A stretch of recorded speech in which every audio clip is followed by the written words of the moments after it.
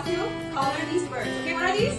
Birds. Birds. These are birds. Okay, we want to make these birds. Okay? So first of all, we have to color these birds like this. Color them like normally.